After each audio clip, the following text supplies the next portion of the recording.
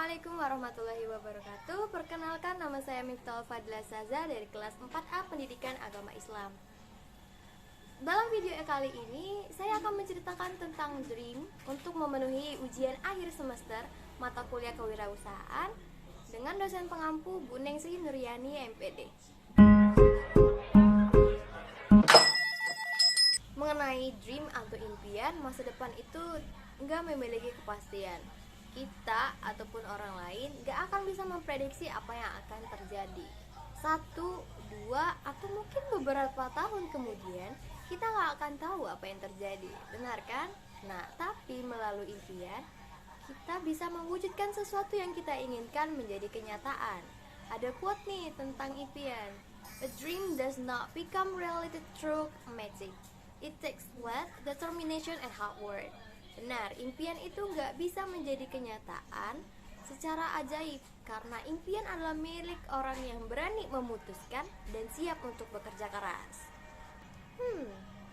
Jika ditanya mengenai impian saya kedepannya menjadi apa saja, dalam waktu dekat ini tentu saja saya ingin lulus menjadi wisudawati UIN Syarif Hidayatullah Jakarta.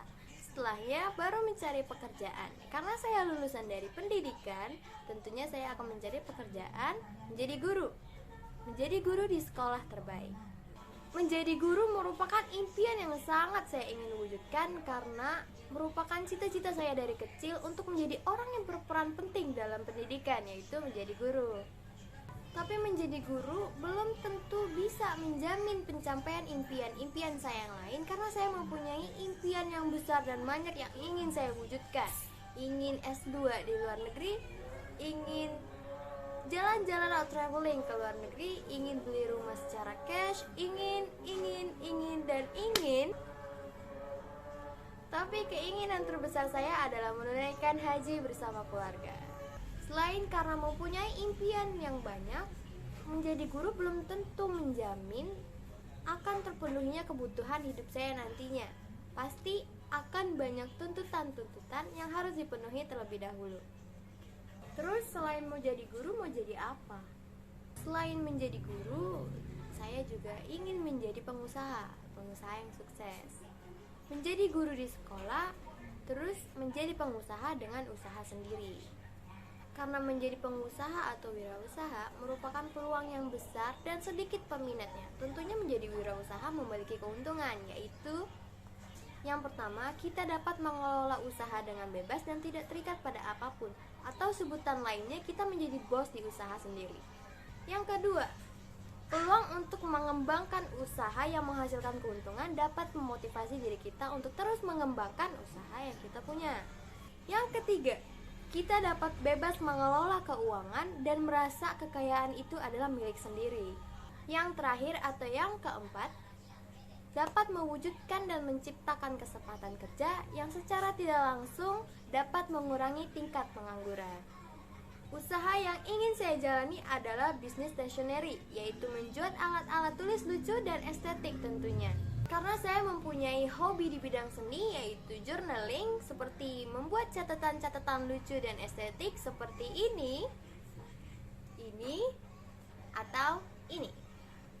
Membuat saya jadi ingin melakukan usaha ini karena ingin menyediakan alat-alatnya dan juga untuk meningkatkan minat orang dalam menulis catatan-catatan yang rapi dan bagus. Contoh produknya adalah seperti ini.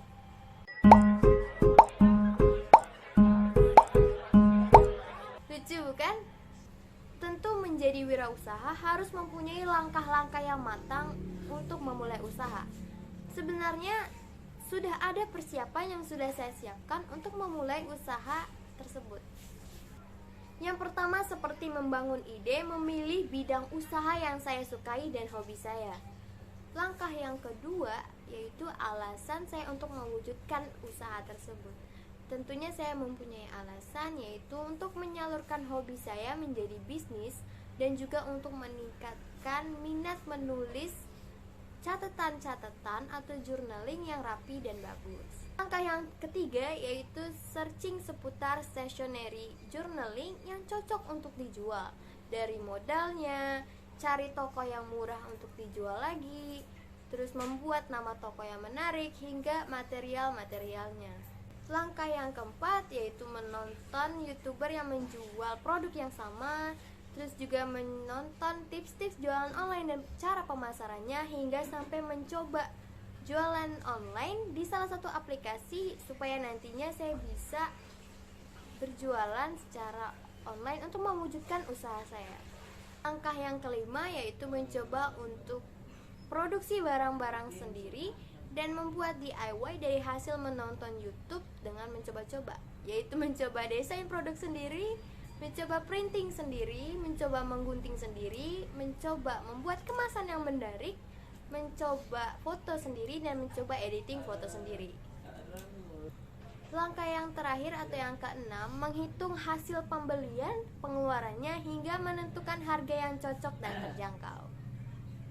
Tapi itu semua belum saya mulai karena saya belum memiliki keberanian untuk memulai bisnis sekarang. Sebenarnya saya sudah mempunyai contoh produknya yang sudah saya produksi sendiri seperti ini. Ini stiker, pulpen yang lucu, dan beberapa note catatan yang lucu. Dalam berwirausaha, siapa sih yang tidak punya role model yang dijadikan contoh untuk berwirausaha? Saya sendiri pun mempunyai role model menjadi wirausaha yang berasal dari dalam negeri, bahkan yang berasal dari luar negeri.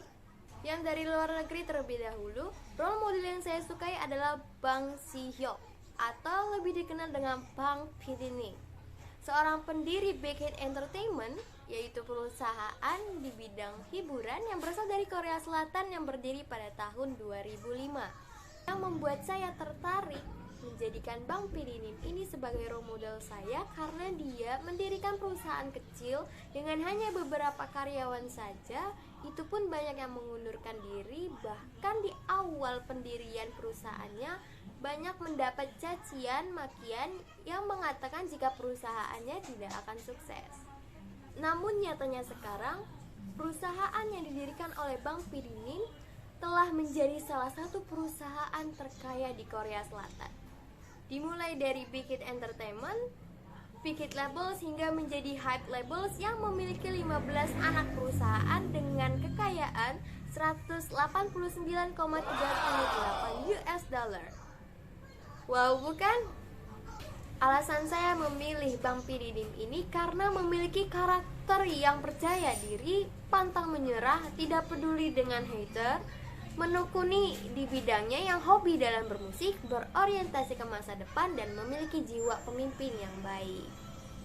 Hal yang saya salut dari Bang P-dinin ini adalah dia mempunyai teknik marketing yang sangat bagus dan juga sangat friendly dengan para artisnya. Bukan selayaknya bos, tapi adalah teman. Masuk ke role model yang saya sukai yang berasal dari dalam negeri, yaitu Shafi'i Effendi. Beliau adalah seorang pengusaha muda, motivator, dan juga presiden dari OIC Youth Indonesia. Yang saya sukai adalah cara beliau dalam memotivasi orang lain menjadi pengusaha muda itu sangat tegas, penuh semangat, dan dengan cara mengubah mindset kita. Saya menjadikannya role model karena saya sudah 2 kali bertemu dengan beliau dalam berbagai kesempatan di acara DPR dan juga di Banten. Sehingga mengubah mindset saya yang dari sederhana menjadi mindset yang luar biasa seperti beliau. Beliau juga memiliki karakter yang percaya diri, pantang menyerah, pengambil risiko, kepemimpinan yang sangat baik, berorientasi ke depan, tidak melupakan ibadah, dan workaholic, sehingga cocok untuk dijadikan role model yang saya sukai. Caranya menyampaikan motivasi dan pembahasan bisnis tidak lepas dari mengingat Tuhan. Katanya, bagaimana jika ingin sukses, sedangkan kunci sukses ada pada Allah. Tidak lupa juga beliau memberikan tips-tips sukses dalam beribadah sehingga kita bukan hanya sukses dalam berbisnis tapi juga sukses dalam dunia akhirat. Itulah role model yang saya sukai, baik yang dari berasal luar negeri bahkan hingga dari dalam negeri. Sebenarnya masih banyak, tapi yang paling saya sukai adalah 2 orang tersebut. Banyak yang berkata, pentingkah mata kuliah kewirausahaan di perguruan tinggi? Menurut saya, mata kuliah kewirausahaan di perguruan tinggi itu sangat penting karena mengingat banyaknya lulusan sarjana S1 di tahun-tahun sebelumnya masih pengangguran hingga saat ini. Apalagi tingkat minat mahasiswa dalam berwirausaha itu sangat sedikit, terutama yang lulusan pendidikan atau menjadi guru. Nyatanya dalam lapangan tidak akan menjamin kita dapat memenuhi kebutuhan sehari-hari karena banyaknya problematika di bidang pendidikan dan juga tingkat persaingan mencari kerja itu sangat tinggi.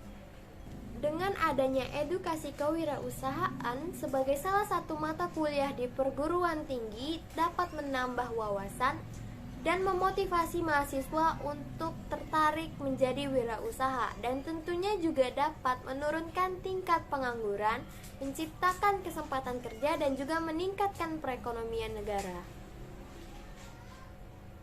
Itulah pentingnya kewirausahaan sebagai salah satu mata kuliah di perguruan tinggi.